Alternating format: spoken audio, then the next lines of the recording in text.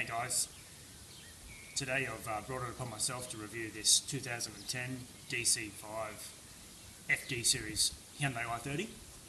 It's got the 1.6 CRDI engine, so yes, it's the dirty diesel. Oh, hey Nev, how's it going? Did you say dirty diesel? Hey Kiwi Nev.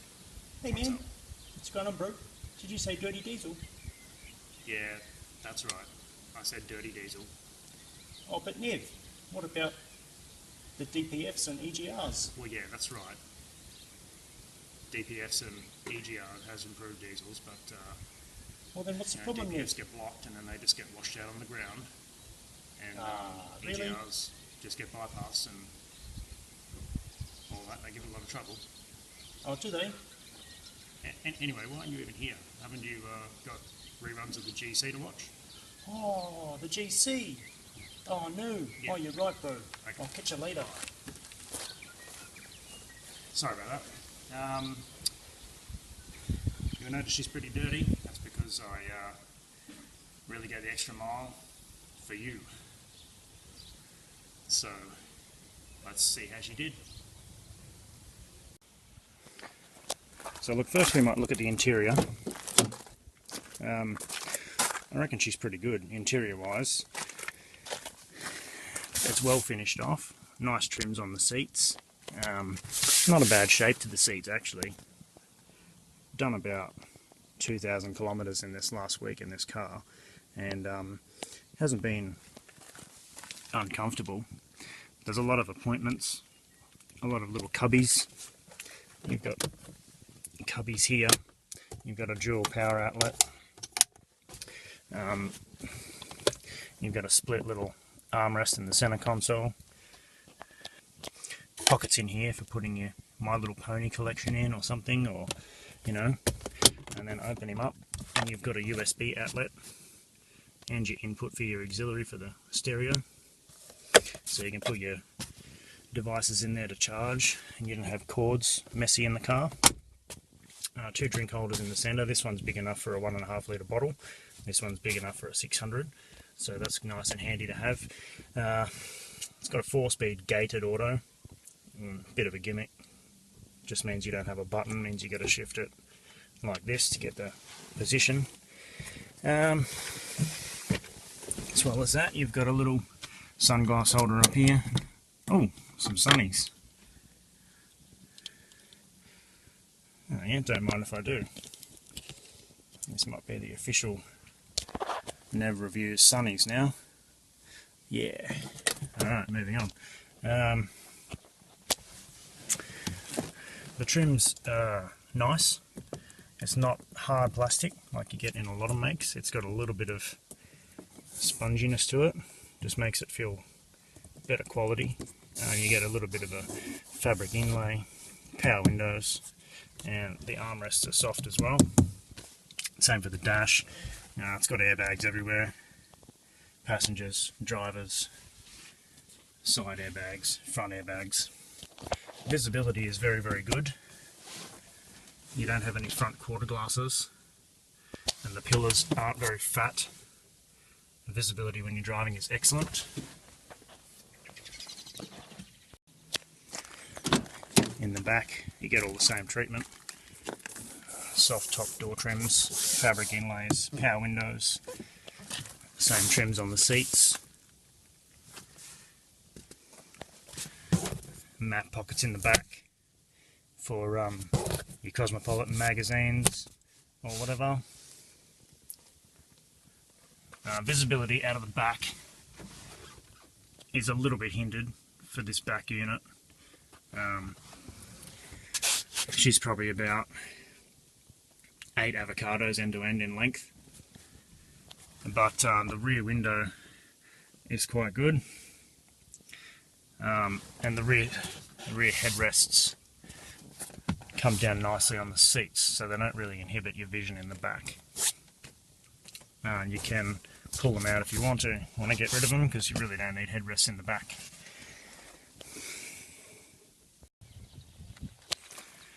In the trunk we have an electric release tailgate.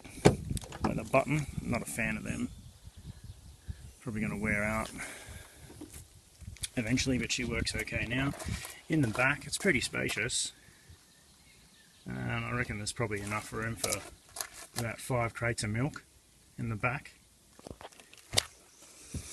Also, we have these tie down points for tying down those crates of milk, stop them shimmying around everywhere.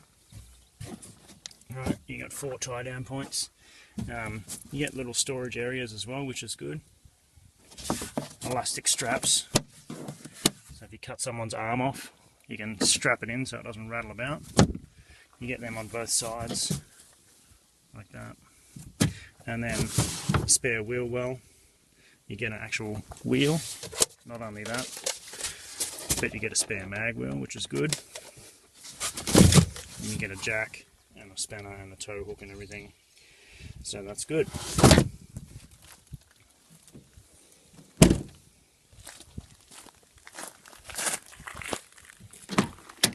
As far as the driving compartment goes, just the same as all the rest. The steering wheel is a little bit spongy. It kind of feels like it's made by Nerf, but you do get used to it. I would prefer a nice hard leather bound wheel or something, but you know, you can't get everything you want out of a going to town car. There is one thing that I'm a bit disappointed by the interior, is there's a bit of chrome plated plastic, and chrome plated plastic in turn always peels off. So you can see in these high traffic areas like door handles, chrome's peeled off. The trim around the shifter, chrome is peeled off, and because it's chrome, it leaves a nice sharp edge for you to snag your finger on. Alrighty, let's have a look under the bonnet, and you'll be pleased to learn that the bonnet release lever is on the correct side. Thank you, Hyundai.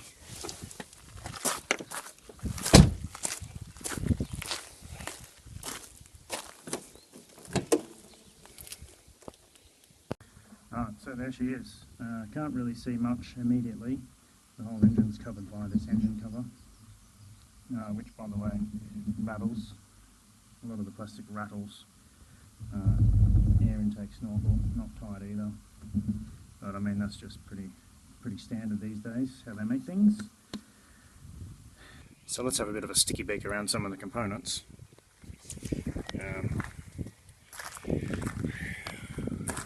And you'll notice she's a timing chain engine, and as a result of that, when you start it cold, you get that typical timing chain rattle. But at the front, everything seems semi-accessible. I mean, you've just got one serpentine belt running all the accessories. Pretty basic engine mount here at the front. So it'd just be a matter of removing that top plate and you can get to the belt and everything. The engine takes a cartridge oil filter. You can see the housing in there. Once the top cover is removed, that's quite accessible. And you can see a lot of the other components. You can see the injector pump there, the aircon compressors down the bottom. It's got a rear mount turbo up against the firewall, but it looks like there's a fair bit of room there to work on it, to be honest. And the unit's quite invisible. And you can see the dump pipe and everything.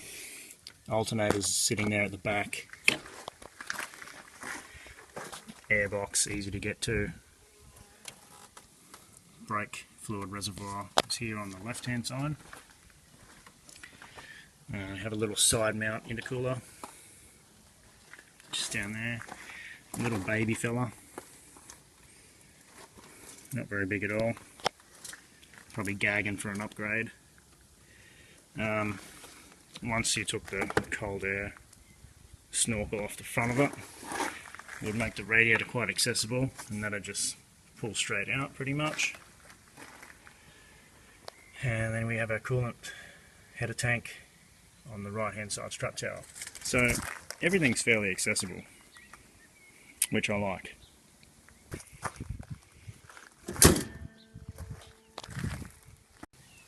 So other than that, mechanically, we get four-wheel disc brakes, which I really like. That's not very common on a cheap car, but in my opinion, every car these days should have rear disc brakes. There's just no excuse for it. They're far superior, they're cheaper to maintain. There's just no excuse for having drums on a car. So you get four-wheel discs, you get quite attractive 15-inch mags, and they just sit on common 195, 65, 15 tyres, so they're going to be cheap to replace as well. The body finish of the car is very good. Body gaps are nice and even. It's finished off well around the hinges. They're bolt-on hinges, so they can be adjusted later when the doors sag.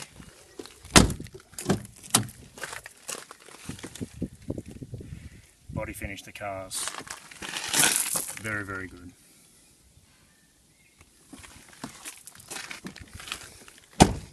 You don't, however, get a trim around the back window, which is pretty common these days as well. It's just a raw glass edge. Kind of cheap in my opinion, but what are you going to do? You do get fairly large, big one-piece tail lights. So one piece of damage to any part of it means a complete replacement unit. Something to think about. And just by how they're made and fitted, you're probably likely to get some rotten leaves in behind them, which may in turn in the future cause rust. But other than that, I'd say she's a well-constructed motor vehicle.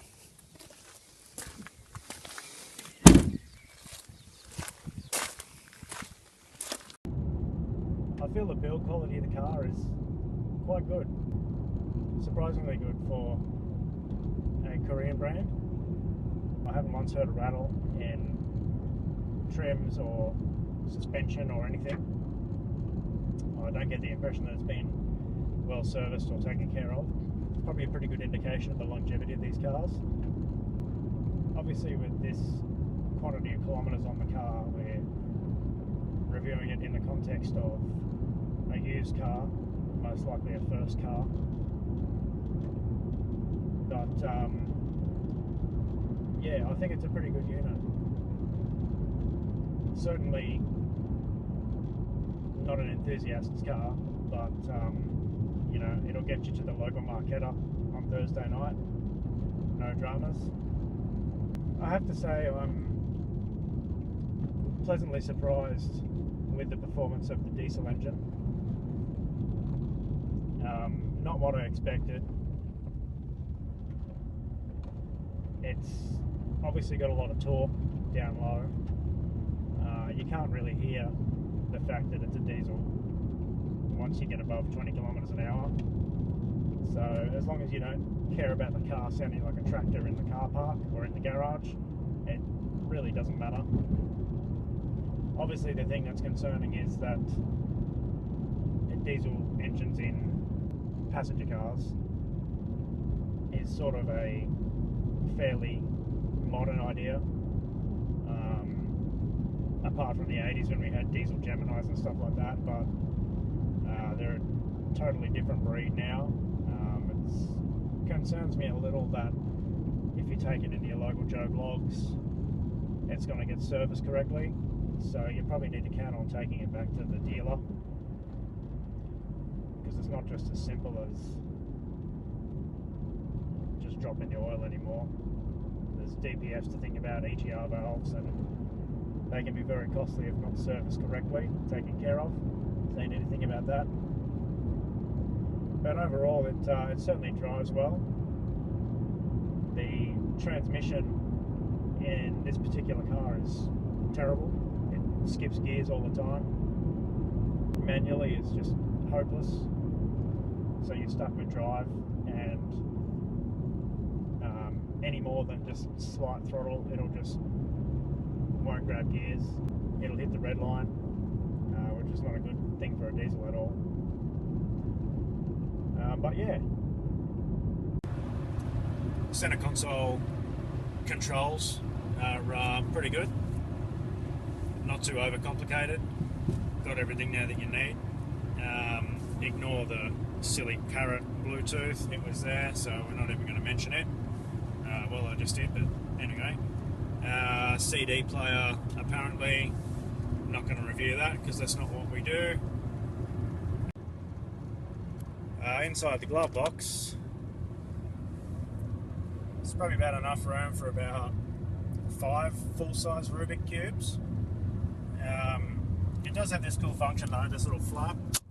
You can open it up and it lets cold aircon air in when you get the aircon turned on, obviously. So if you're the kind of person that likes to keep your Rubik's Cube nice and cold and fresh, it'll be perfect. I'm not sure if there's enough room in there for your 4-pack of West Coast coolers, but there's definitely enough room in there for your bottle of aioli. So she can be in there ready, just wait for a bit of picnic action. So let's take a look at its acceleration.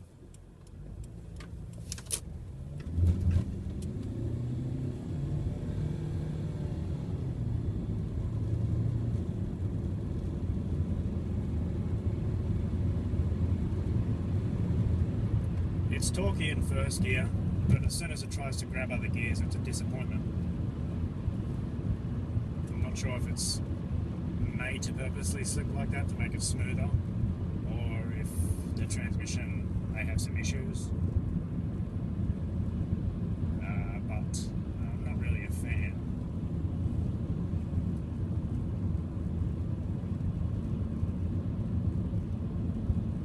With a diesel, you really want to take advantage of that torque as much as you can. So if you're able to punch it through the gears a bit tighter than that, it would be better.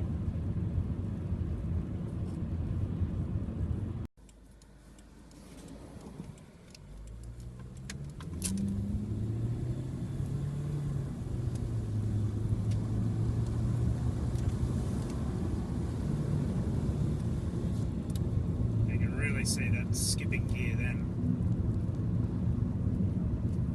Which is, you know, no good for a diesel. Over rev a diesel and then go bang. So yeah, definitely not what you want in that transmission.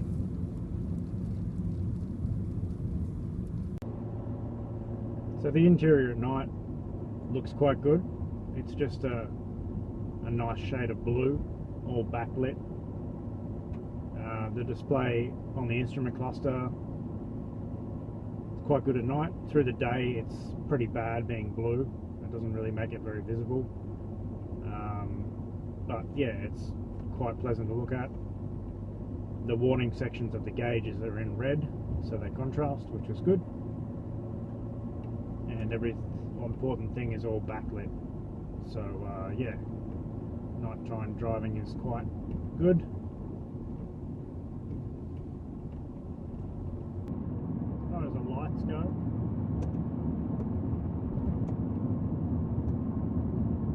they're adjusted down a bit too far on this car, but they work okay. They were focused a bit better, they give you pretty good vision.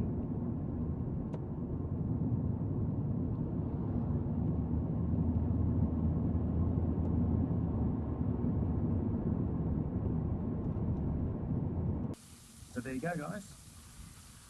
That's how she went. So I guess it's time to sum it up. It's a pretty well built car. Really can't fault it much at all. Pretty surprised by the little diesel engine. It goes quite well. I'm not sure it's fully changed my mind about diesels in cars, but in this particular platform, on a car that's just a run around, you're not going to be looking for race car performance anyway. So it's probably quite okay.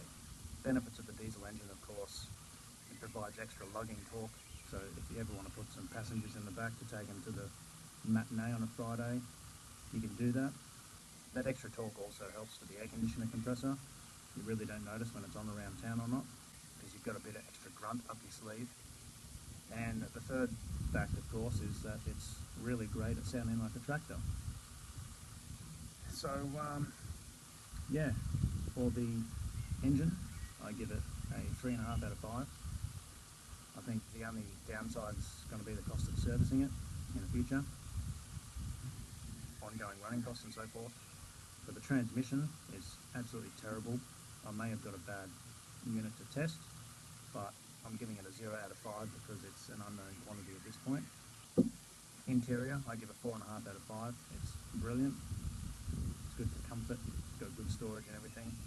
So my overall opinion for the car is great if you don't mind your car sounding like a tractor. 3.5 out of 5. Alright guys, as always, thank you for liking, sharing and subscribing. See you next time on New Reviews.